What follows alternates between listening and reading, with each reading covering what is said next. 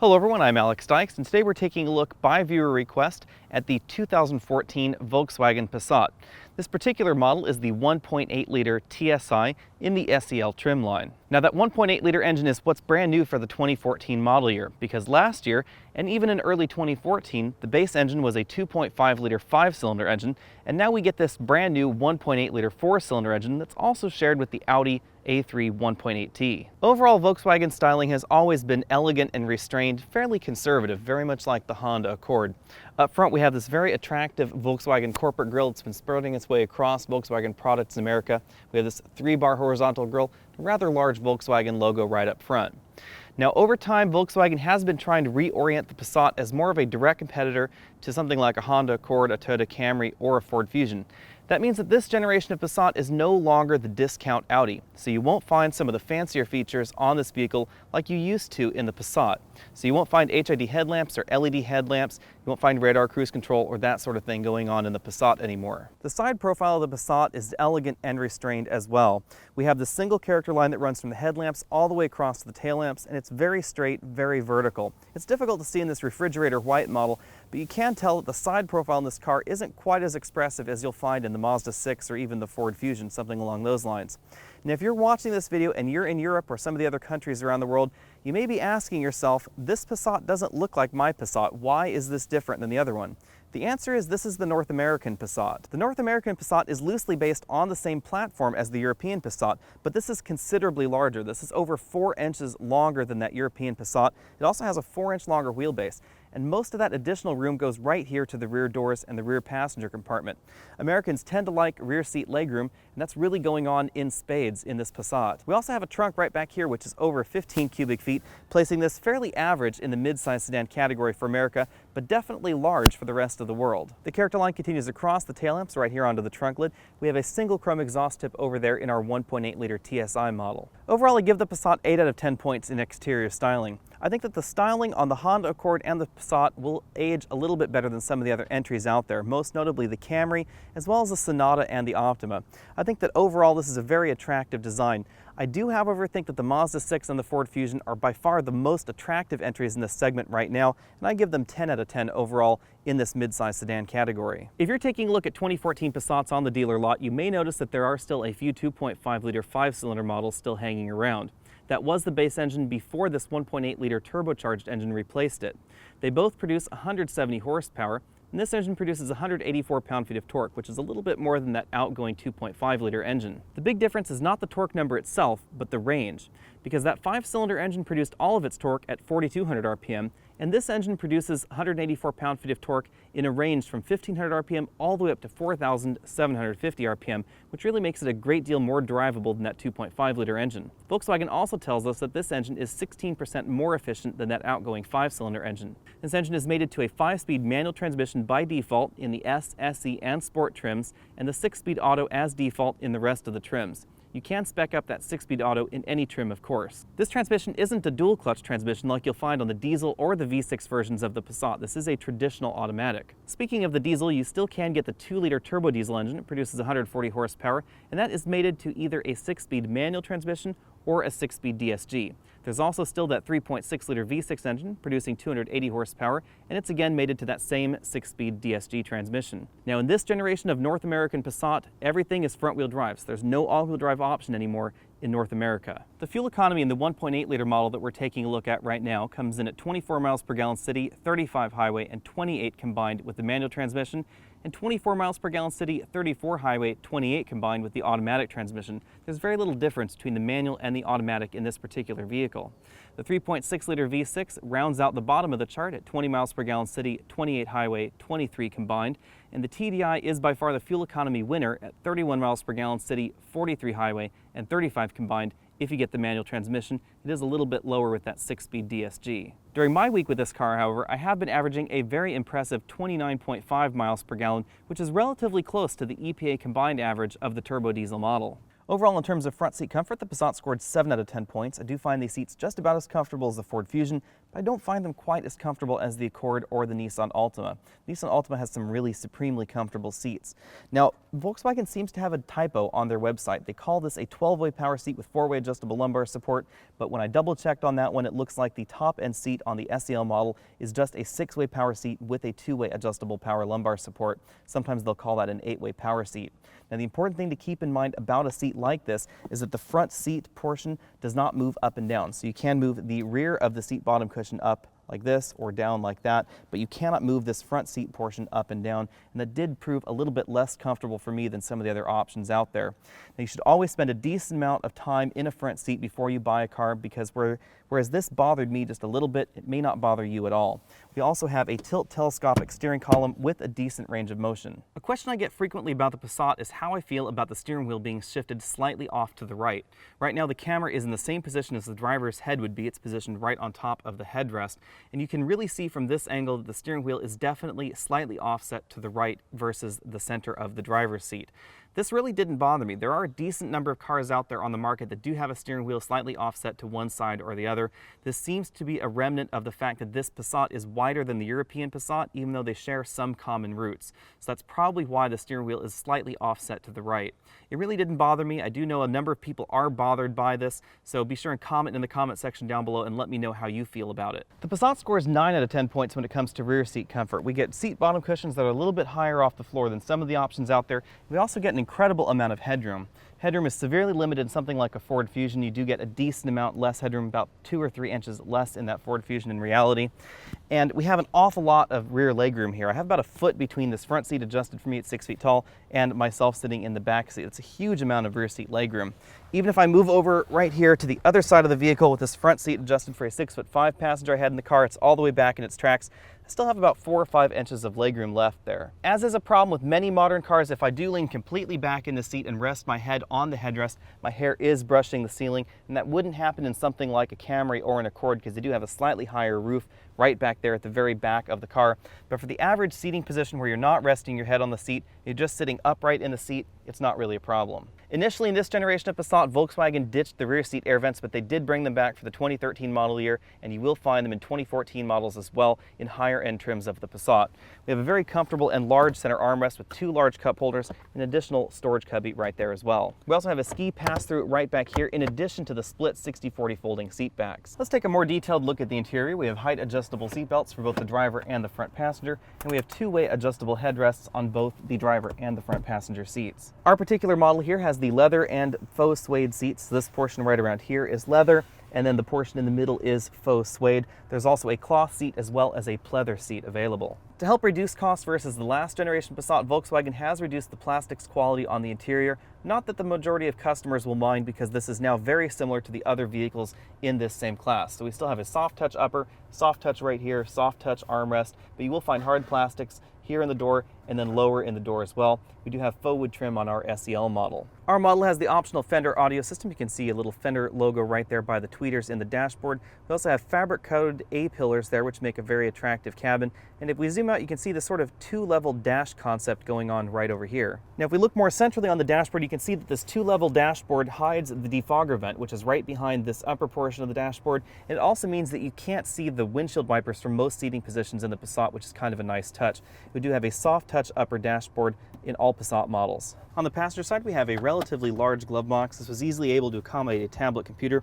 This is also where you'll find the tire pressure warning reset button, as well as the valet mode button. We have a large shelf right up here, which is where you can hide your instruction manual, and it is kind of a tight fit, but you can see you can jam it right up in there, and that saves you a lot of space because it doesn't really interfere with the rest of the glove box room. That is kind of a handy feature. Moving over to the dashboard, we have 2 large air vents right up here high in the dashboard. These move side to side and up and down, but they do not close like the outboard vents. You'll find your hazard light button right here and an analog clock between the 2 air vents. Because we're in the SEL model, we have this RNS 510 infotainment system. If you want to know more about that, then go ahead and click the banner at the bottom of your screen. This does have navigation with an iPod interface as well. Below that, we have standard tool zone climate control in the SEL model. Now, this is important because most other competitors out there do offer dual zone climate control in low-end and mid-range models, and some of them even offer dual zone climate control as standard in all of their models. And in the Passat, you will only find dual zone climate control at this time in the SEL trim. Below the dual zone climate control, we have a storage cubby right here, and we have a 12-volt power port right there as well. We have the keyless entry and keyless go in our Passat, so we have a start button right here. These button blanks, in theory, would be for future features wrapped right around the shifter. And we have a very traditional automatic style shifter with a drive over here, sport down below that, and then we move over to the right for shift up and down. Certain models of the Passat do offer shift pedals, but our particular tester does not have them. We have a very traditional handbrake right here next to two very large cup holders. These were easily able to accommodate the largest takeout sodas I could throw at them. We have a fairly large center armrest. It moves forward and backward, and it also opens to reveal a fairly large storage cubby right down there. You can also see we have a small storage compartment right here between this and the cup holders in the center console. Inside you'll find your stereo mini auxiliary input, as well as a 12-volt power port, and the MDI auxiliary input right here as well. This does use a custom cable by Volkswagen, so you can see right here I have an iPod or iPhone cable with an Apple Lightning adapter. This does work very well with modern Apple devices. You simply have to plug it in right there. The downside of this is that you are left with a relatively short cable, so you can't use a standard USB cable for this interface, although it does work well with all the devices I was able to connect. Over on the driver's side, we have a very attractive 4-dial layout. We also have a monochromatic multi-information display nestled right between the tachometer and the speedometer. We have phone information, navigation, audio, MFI is the trip computer, and vehicle settings as well. Then we're right back to the phone. The steering wheel is attractive and very functional. We have sport grips right over here. It's a 3-spoke design. These controls control that multi-information display right between the speedometer and the tachometer, back button, OK button. Over here we have dedicated track forward, backward, phone button, voice command button, and volume up and down. Certain models of the Passat will also add paddle shifters right back here on either side of the steering wheel. Below the headlamp controls on the left side of the driver, we also have an additional storage cubby right there in the dashboard. Volkswagen continues to use this very innovative rotary control for the sunroof. We push up in order to open the sunroof to a vent position, pull down in order to close the sunroof, and then we rotate to open the sunroof, and so you can select how open you want your sunroof. If you want your sunroof only open halfway, you rotate the knob halfway and it'll stop there. Quarter of the way, you just turn that and it'll stop there, etc. All the way closed, you rotate the knob back to the closed position. I do find that quite handy. Behind the sunroof controls, you'll find the 3 buttons from Volkswagen's CarNet system. You can think of this sort of as Volkswagen's version of General Motors OnStar. The system provides boundary alerts for your kids, so if your kids are driving the car and you don't want them to go a certain distance outside, it'll let you know. You can also remotely access your car, unlock it, lock it, that sort of thing. Get diagnostics and maintenance, and you can also call for help with this SOS button right here if you should have a medical emergency. The system will also contact their call center if your airbags deploy in an accident. Mid-size sedan shoppers love their trunk room, and the Passat really delivers with over 15 cubic feet of cargo room here. I have the largest roller bag you can carry on a domestic flight. You can fit that in the vertical position in the trunk, which is quite handy. Right here I have a 26-inch roller bag, which is beyond the size you can carry on, and you can actually fit this in the trunk in that same position. It actually wasn't really very difficult to fit over 6 carry-on bags in this fashion right inside the trunk. You can fit a wide variety of additional luggage, and even above these carry-on bags right here, there is still a little bit of room between that and the lid in the trunk. An important consideration is the Passat does have hinges that do impact the cargo room. However, right here under the cargo load floor, we have kind of a novelty. It's a donut spare tire, and there's enough room under that cargo load floor to actually put a full-size spare tire in the Passat, which is relatively unique. Overall, the Passat scores 8 out of 10 points. This is a fairly comfortable trunk. It's relatively easy to get inside and out. And we do have 2 assist handles to help close the trunk lid, one on either side of the trunk. It's likely that you will find the 1.8-liter turbo model as well as the 2.5-liter 5-cylinder model on the same lot. And that's because the 2.5-liter engine was the base engine for the first part of the 2014 model year, and this 1.8-liter turbo engine is carrying on as the base engine for the rest of the model year. So I am going to compare them a little bit to one another in this drive section. The 5-cylinder engine may sound a little peculiar. It has kind of a dustbuster sound to it, but I do find it a little bit smoother than this 4-cylinder engine. I don't really think that's a problem, since every other entry in this midsize sedan segment has a 4-cylinder engine. It's really not a downside on the Passat. Aside from smoothness, however, everything is better with this 1.8-liter turbo engine. We get much better acceleration, 1.2 seconds faster than that 2.5-liter engine. Even though we still have an automatic transmission in this model, it's a huge difference, and that's all down to the better torque curve that you find in the turbocharged engine. It really makes getting into traffic and merging on freeways like this much easier than with the 2.5-liter engine. Whereas the old 2.5-liter 5-cylinder engine was actually slower to 60 than the 2-liter turbo diesel, this engine is now about 0.6 of a second faster. Fuel economy, however, is the biggest difference with this 1.8-liter turbocharged engine. I've been averaging 29.5 or so miles per gallon in this car in very mixed driving. And that's over about 600 or 700 miles. That's considerably better than the outgoing 2.5-liter engine, and it's more than the 16 or 17% that Volkswagen was claiming. It's more about 25% in my driving. Highway mileage is where this 1.8-liter turbo engine truly excels, however. I averaged 46.2 miles per gallon on a one-way trip to work. That was in the morning without the air conditioning going on. I did have to go up and over a 2,200-foot mountain pass, but the downhill side of that mountain pass is a little bit longer than the uphill side in that direction to work. On my return trip from work, when I did use the air conditioning, I averaged a still lofty 39.7 miles per gallon overall, which is considerably better than the EPA says you will get in this car. Not only are those numbers really high for any mid-sized gasoline sedan, they're almost as high as the turbo diesel version of this same car. As with any small turbocharged engine, there is still a little bit of turbo lag, especially in passing maneuvers, but I really didn't find that a problem. The Passat scored fairly average at 71 decibels in my interior cabin noise test. It's not the quietest entry in the segment, but neither is it the loudest. The Honda Accord has strange enough become one of the quieter entries in this segment thanks to its active noise cancellation technology. At 3,200 pounds, the Passat is relatively light for this mid-size sedan category, and that really helps when it comes to braking. We scored 8 out of 10 points in my brake fade resistance test, and the stopping distances were fairly short thanks to relatively wide tires. The Passat also scores 8 out of 10 points when it comes to the ride thanks to this long wheelbase and the overall growth of the Passat over time. Even though this is still a relatively light car, decent suspension tuning gives us an excellent ride out on the road. We also have the lower profile tires on this particular model, which do help handling, but they don't detract too much from the ride. Now that being said, European Passat shoppers may not recognize this car as a Passat because it drives fairly differently from that European model. The steering isn't quite as direct. It feels a little bit more ponderous out on the road. It feels a little bit softer. It rolls a little bit more in the corners, and it's not quite as engaging as that European Passat. That's just down to the tastes of American shoppers and really the direction that the market is going. Volkswagen just saw the writing on the wall, and they really felt like they needed to compete directly with those other entries in the midsize sedan segment, and as a result, their sales have actually been on fire with this new Passat. It's really no wonder, because this is exactly what American shoppers have been asking for. Even though the traditional Volkswagen qualities may have been dulled a little bit in this Passat, it definitely still feels like a Volkswagen. The steering is still more direct than you'll find in any of the other entries out there in the segment, and the handling is just about on par with the Mazda6, which is my favorite entry in the segment in terms of handling. This really is a joy to drive out on the road. Some people complain that the steering is a little bit too firm in the Passat, but I think it's just about right. It's not as firm as your average German model in Europe, but it is a decent amount firmer than something like a Camry or an Accord. Some people have questioned why Volkswagen put the automatic transmission in this vehicle instead of the DSG, and I think that actually was a good decision as well, because for the vast majority of shoppers out there, they might find the DSG just a little bit too harsh. The shifts are definitely harsher than this, and the behavior of that DSG transmission is just a little bit different than other transmissions out on the market. Personally, I like the DSG, and I like the way that it shifts, and I can accept the fact that it will roll back if you're at a stop sign just like a manual transmission, and hill starts are sometimes a little bit tricky with that transmission. But for the average buyer, this automatic transmission is going to be just fine. This is a very good automatic, the shifts are very crisp, and they're also very quick. While the Mazda6 is currently my favorite in terms of handling in this mid-size sedan segment, it just feels a little bit more engaging, a little bit more direct, a little bit more connected to the road than this Passat. The Passat is easily a number 2 entry in this segment.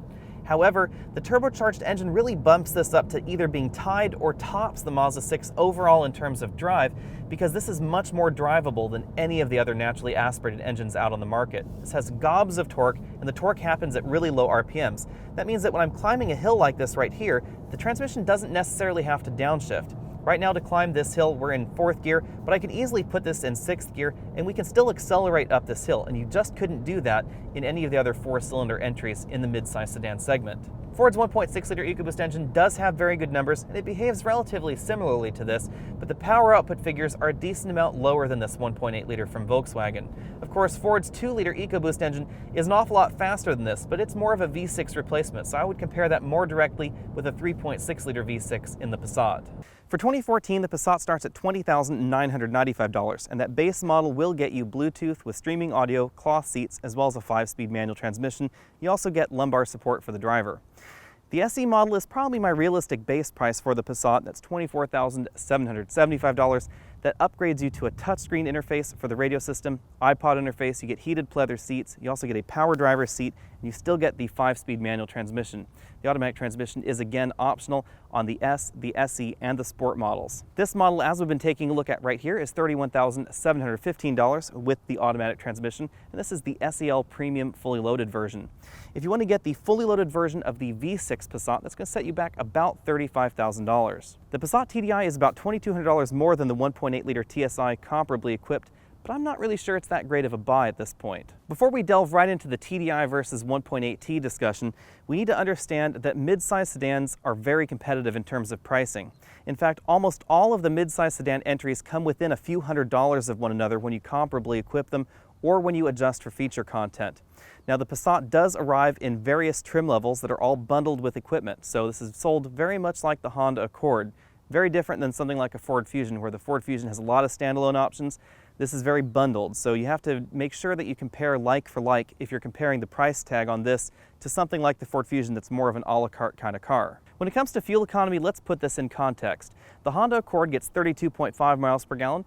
The Ford Fusion with the 1.6-liter EcoBoost got 28.5 miles per gallon in my testing. The Camry got 27.5 with its 4-cylinder option.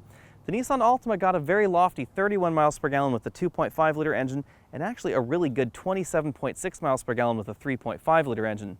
This Passat right here averaged 29.5 during my week of mixed driving, and a Passat just like this with the TDI engine averaged 36.5 in my week of driving. Now, when you take a look at those numbers over there, the really big takeaway from this is that the Passat 1.8-liter is only about 7 miles per gallon worse than the TDI version.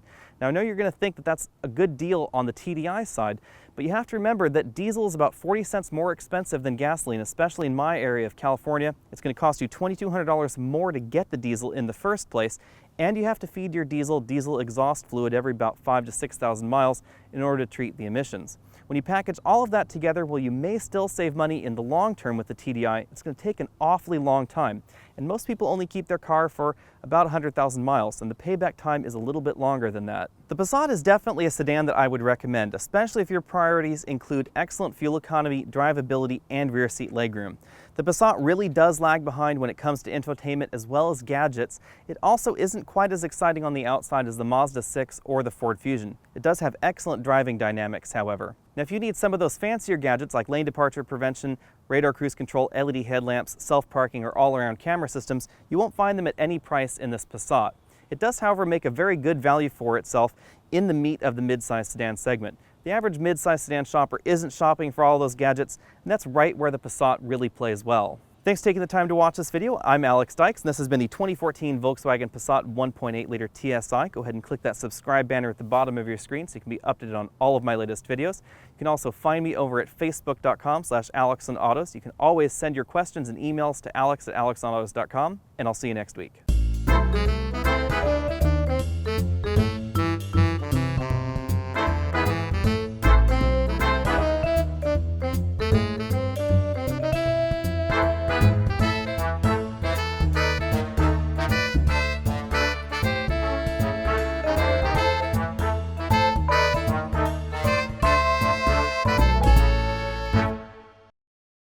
Night I heard my mama singing a song. Woo-wee, chirpa, chirpa, cheep, cheep. Out this morning and our mama was gone. Woo-wee, chirpa, chirpa, cheep, cheep. Chirpa, chirpa, cheep, cheep, chirp.